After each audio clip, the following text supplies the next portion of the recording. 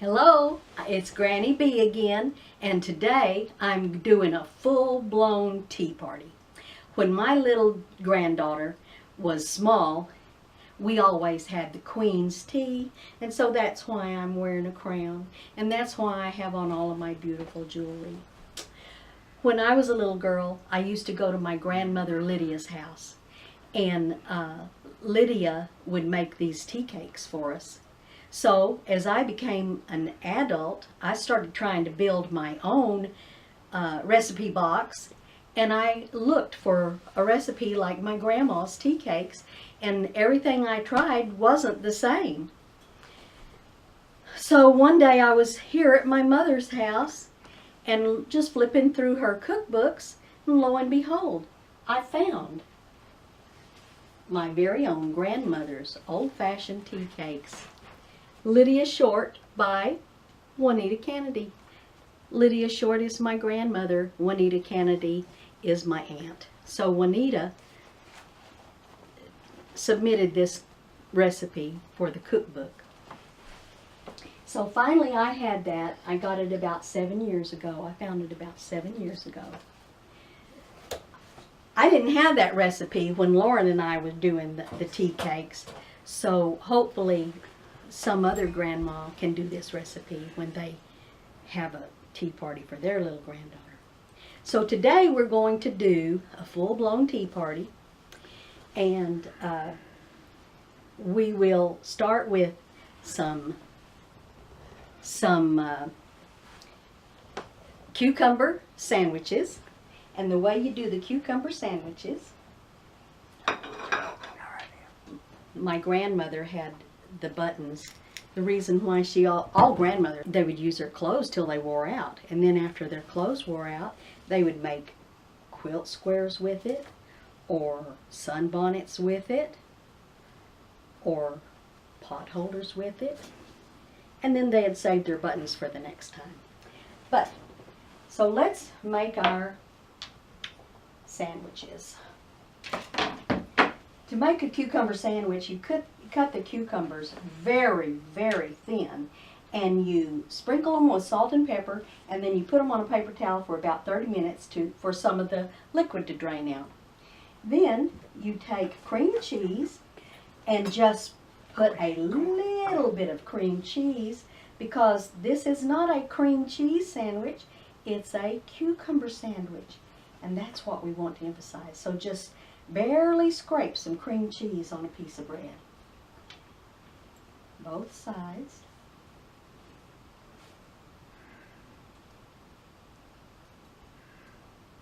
And what this cream cheese does is keep your bread from getting soggy, even though you've drained your cucumbers. Place the cucumbers on the bread in just little rows.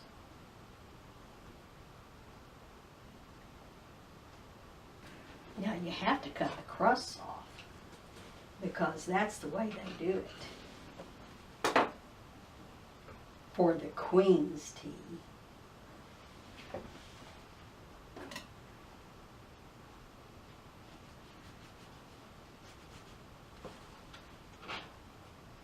You can save these crumbs to make breadcrumbs or croutons, or just to eat. Cut an X in it.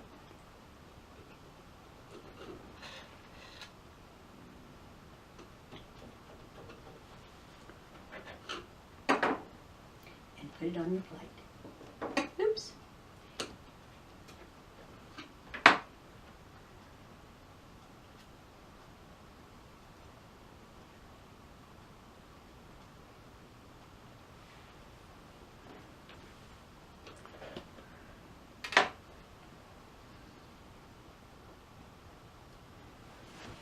Now, we are going to hide these cucumber sandwiches, because there is a creepy little swamp creature that lives in these parts, and his favorite thing to eat is cucumber sandwiches. So we're going to put a lid on it, and maybe he won't be able to smell it. And we're going to cover it up, so maybe he won't be able to find it. And we're going to go hide it until we're ready for it. So we're going to hide that out of sight. Now we're going to get ready to do the tea cakes. This is an easy recipe. It's 1 cup of sugar and 1 cup of butter. Now Grandma lived on the farm, so she had her own cows and she had plenty of butter. And so whenever she had more butter than she could use at any particular time, this was her butter mold.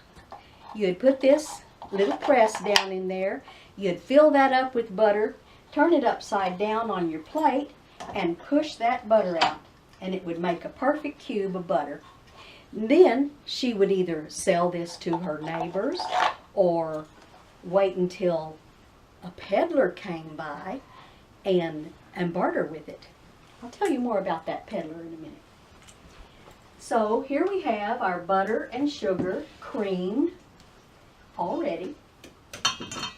The next thing is 2 eggs, lemon zest, and a teaspoon of vanilla. Now I'm going to tell you about that little peddler. This was during the Depression, and gasoline was on ration. You had to have a rationing card. So there was a Watkins salesman who would come by once a month or every other month, and he would sell things like Watkins vanilla, needles, thread, things like that that a farmhouse wife would need. If she didn't have any money, she would trade her butter or her eggs, and he would give her what she needs. Then he would just travel to the next house and see if that woman needed butter or eggs or whatever. And so that's how they did business back then, because there wasn't any money to be around. So we're just going to give that a quick stir.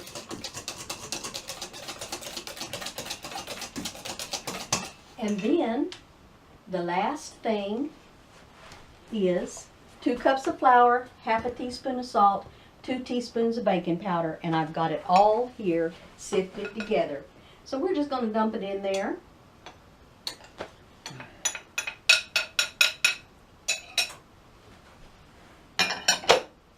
And we're going to give it a quick stir. After you get it all stirred up, I've got one over here that's already ready. After you get it all stirred up, then you roll it out on a floured board. Well, I don't have a floured board, but I have a floured linen floured linen tea cake. Tea towel. I'll get it right yet. So,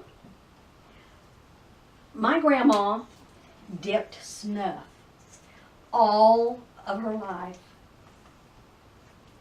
She used to get this snuff in a sturdy little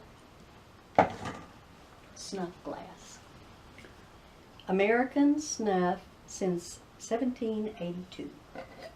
Had a little lid on it and it was full of snuff. But when the snuff was gone, then you could use it as a milk glass or juice glass, and we still have a cabinet full of these. This little glass is over 50 years old, and it was my grandma's. None of the rest of us dipped snuff.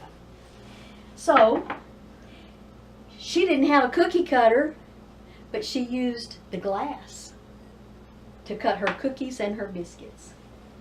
We're going to take a little flour and sprinkle over that dough, and you can pat it by hand for a little while. And you can see how sticky if it gets sticky, just put a little flour on it and just pat it out. If you want to, you can use a rolling pin, but be gentle.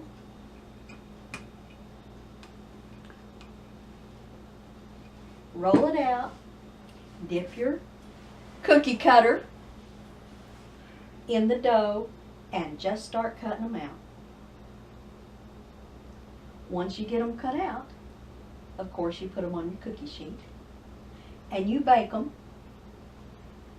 for about 15 minutes. I actually had to let mine go a little bit longer. I've already done a test recipe, but and this is half of a recipe here. So I feel like this recipe is going to give you real close to 20 cookies. If you had a smaller cookie cutter, you'd get a 2 dozen out of it easy. But you just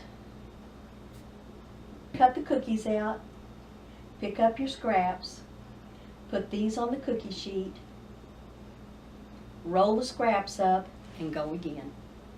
We're not going to go through that process right now because time is so close on these videos. But I do have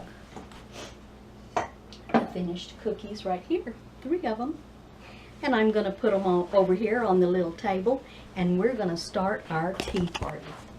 So I have Mr. Frog, I have Cheeky Squirrel, Mr. Frog, this is my plate right here.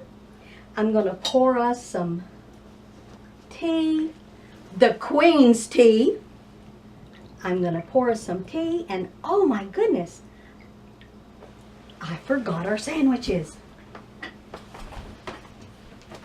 So, let me get our sandwiches. I hit them real well, so I have to find them again now. Here they are. So, we're going to put our little cucumber sandwiches right there. And we are ready for a tea party. I hope you are too. Oh my goodness! Aggie Agulator found them. Oh, come here, Cheeky. Come here, Freddy. We're just gonna run over here and be safe, okay? Oh, he's scary. He's scary. But we're safe now. Well, now that that scare is over, I just want to say thank you for coming to our little tea party. Obviously, this was just pretend. And little girls like to pretend. So, I hope one of these days you'll pretend. There's nothing pretending about my grandmother, though. Lydia was such a sweet woman. All of her children love her dearly. And she liked to laugh, and she liked to have fun. And she took time for each one of us and made us feel so special. And we will remember that for a long time. We'll remember that for the rest of our lives. And I hope you'll do the same with your grandchildren someday too. So this is my grandma Lydia's recipe. Go and make it your own. The next video I'm going to do will be my little nephew Bob, who is 11 years old, came to visit week before last, and he said, Granny B, I cook too. And I said, you do? I said, what do you cook? And he said, I can cook omelets. I can cook real good omelets. Can I make one for you in the morning? And I said, well, sure, Bob, you can. Would you video it for me? And I said, you bet. So my little grandnephew, Bob Henson, is going to cook a cheese omelet for me. And so y'all tune in and see how well he does. Okay? Once again, I thank you. Once again, I thank you for tuning in, and I hope you'll stay tuned and watch for the little Bob Henson video, and we'll see you later. Bye-bye. Oh!